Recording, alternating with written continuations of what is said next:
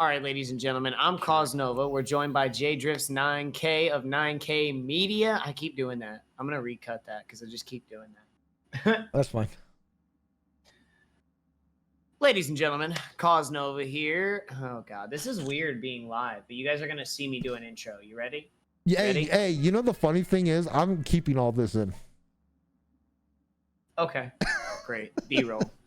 Yeah. Awesome. Yep, go ahead.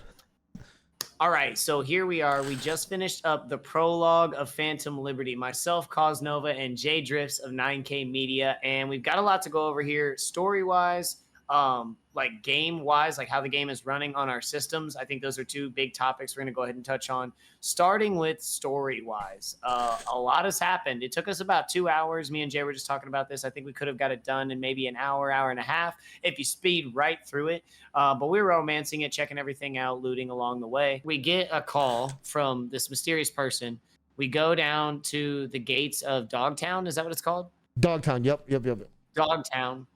We meet this person called Songbird, who is the person who called us over there. We don't really know what's going on. They claim to know how to help with the relic. They claim to know how to fix the relic and save us. So we follow them in through the passage into Dogtown. We go into like this abandoned stadium. I don't even remember what we're in search of at that point. She's just leading us.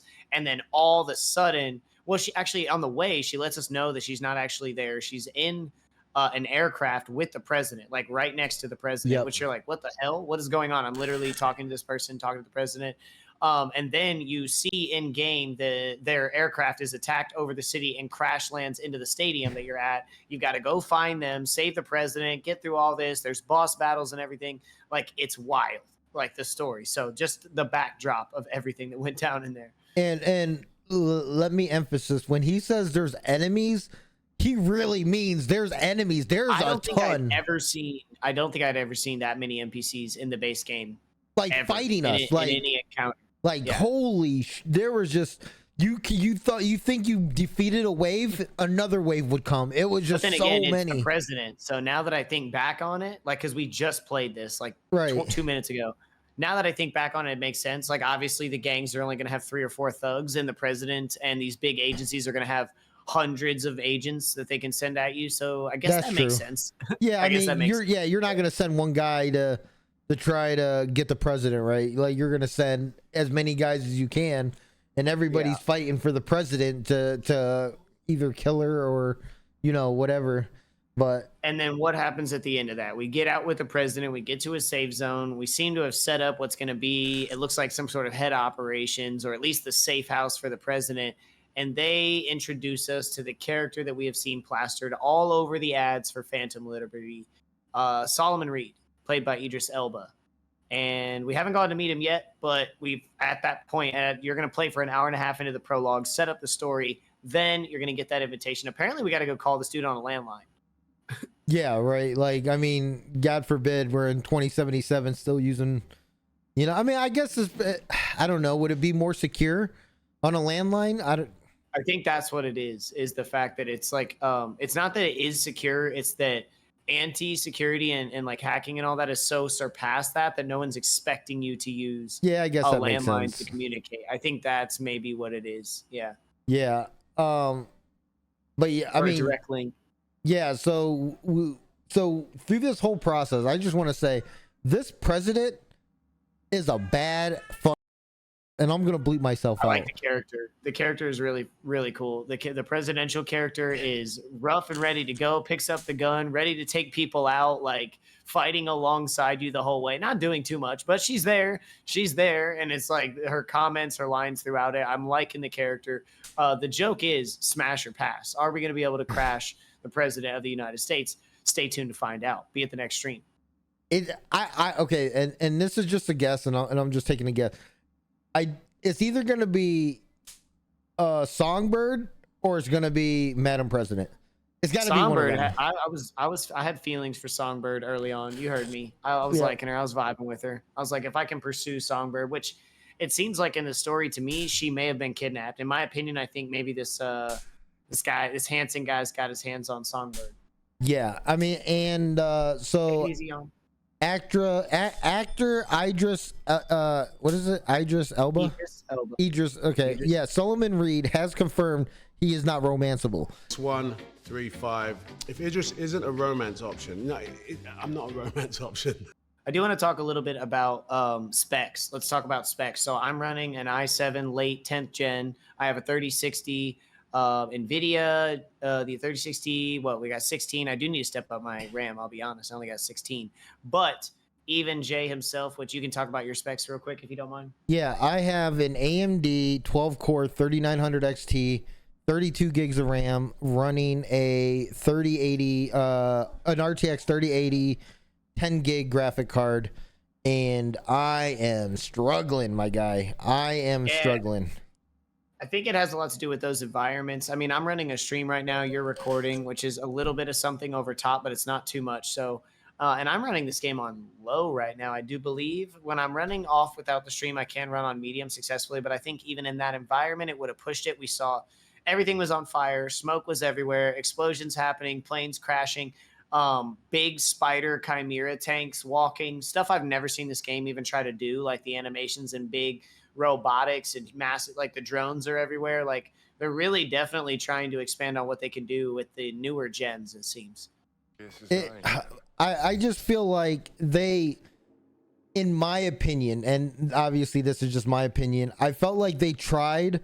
There was a lot of eye candy that didn't necessarily needed to be there. They should have made it more optimized for mid, lower end is going to be hard to run any game. So I'm going to put this game towards mid to high tier PCs. I don't consider mine high tier, but I'm definitely in the upper mid tier. We're talking about, and sorry to interrupt. We're talking about, and if you hadn't been like, if you're not a streamer, if you're not recording it, you're still going to need something that's, like Jay said, mid to high tier. Yeah, 100%. I mean, there's a reason, because they did say this DLC was not available for the Xbox One or the PS4. It was only going to be available for PC, Xbox Series S and X, and the PS5 only because of the graphical demand this game requires, or the DLC requires.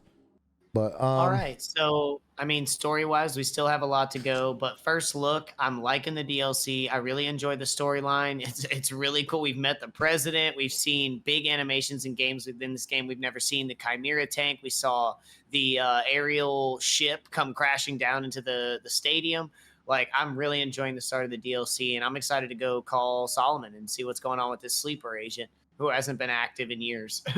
Yeah, and it's just crazy because, like, first look, when we start, we're going into this base camp, right? And there's not a whole lot of going on. There's a roadblock, you know, security checking people. But then it takes such a 90-degree turn, or a 180, and now there's just chaos everywhere. I think that's what I'm enjoying. It's not this long, drug out prologue, like or prologue. And there's like you go and talk to a couple people, sneak past some stuff, and then it's just pure chaos after that. And it throws you into the dogfight, and I think that's absolutely. You know what I mean? Like, it's not play it start to finish. The prologue, I mean, and that's kind of what the prologue's meant to do, but it definitely does carry you start to finish. You're like, whoa, you're thrown into it, and the action doesn't stop until literally, you know, you're going to bed. The whole day has ended. You found a safe space, and you're going to bed. So it draws you in and keeps you on the ride the whole time. Yeah, and even once you find your safe place, there's still combat.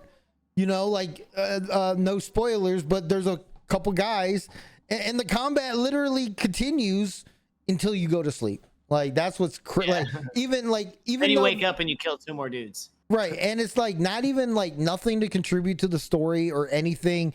They just threw that in there to give you that little bit extra, you know, before you went to sleep. Yeah. I do want to. I know that you mentioned they have a feature where you can jump straight to the DLC. I'm not exactly sure how that's going to work, what the skill tree is going to look like, if it's going to give you points to go ahead and build a skill tree. But I will say the benefit of playing the storyline naturally into the DLC is going to be that you can build your character out and you can spec your character out into how you want it. Because the fact that I've been able to play this as a net runner has been awesome. Not necessarily the best for blades. It's almost all gunfire. It's very, very difficult to get through that prologue with just blades. Not going to say it's impossible because gamers can do anything, but in my recommendation for the first look on the prologue, definitely going to want to take some like projectile weapons through that.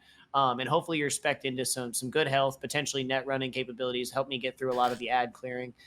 Jay, you went in as a Blade Runner. So how Correct. was that for you?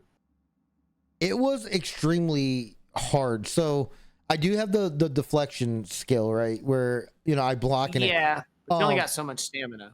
correct. And not only that, I probably at any given time when I try to use it, I had like 5D shooting at me from the side, and obviously I can't block from the back, right? So like I'm trying to block to the point where, oh crap, I'm low on health, let me heal, and having to dash and stab And hide. And, dude, yeah. and it was rough. It's doable. I did die once already. And just to continue on the new game, because I did look this up when I was restarting my computer for this. You do get points allocated automatically, but they give you one respec token. So you can Gotcha. once you're in the game here, you're at a certain level, certain street cred, and they allocate random points, but you can respec. But like Nova's going into this, I believe your street cred's in the 30s. Mine's not. So Yeah. you know, you're starting base, whatever they consider as base. So the choices Definitely you better made, to play your way through the Correct. game, I think. I would recommend that. yeah, I So that think way the you build can up is mold and better. shape V. Yeah, Yeah, and that you way get to can make mold your and shape V. yeah, and all your choices and everything else and everything you said, and you know, it's customized to you. And that being said, is a good way to talk about. So let's talk a little bit about the relic. We now have access to the relic. We've got some really cool perks coming off of that. I've already selected it. They give you the option of basically 3 points cost 1 upgrade, so 1 point essentially. But there's a cloaking, which is going to be really cool. There's a couple others there based on different build styles, but I think the cloaking is really cool for blade runners, for net runners, anyone that relies on sneaking around and being cautious. That cloaking ability is going to be pretty cool, especially for, I think, blade runners in close quarters combat. So pretty cool to have the relic available now, and excited to see what we can do with that. Jay, what did you spec into? I spec in a jailbreak, and I'll just mention because I do have it up. So you get to pick one of the 3. I don't know if you can spec into multiple yet, because there's not enough points that I've received or Nova received yet. But there's emergency cloaking, which improves your optical camo cyberware.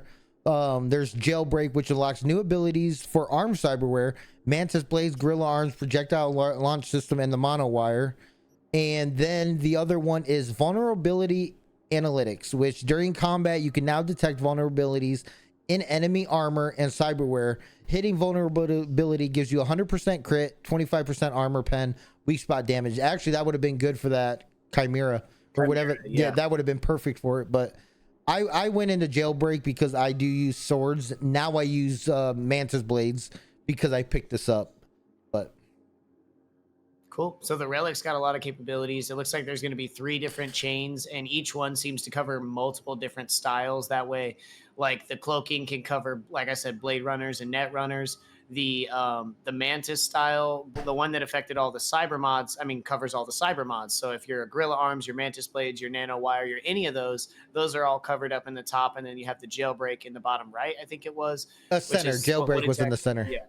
Oh, in the center. Gotcha. So the relic is really sick. Other than that, I'm about ready to get back into this and go meet Solomon Reed if you are, Jay.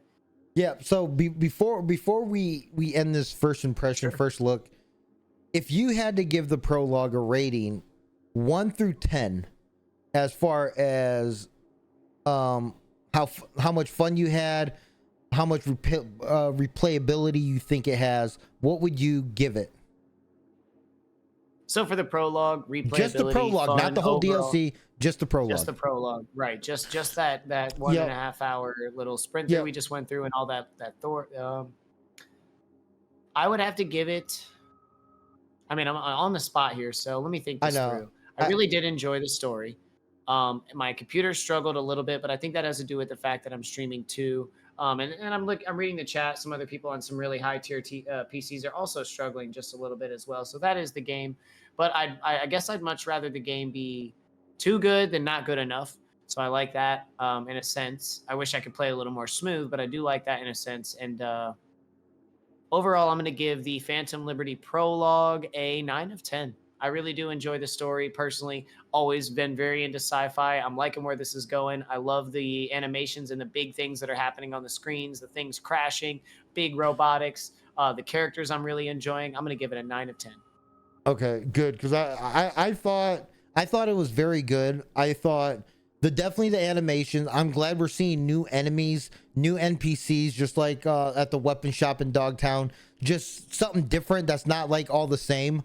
And I mean, And I dare say that if it was running smoothly with 0 frame drops, it might have been a 10 of 10.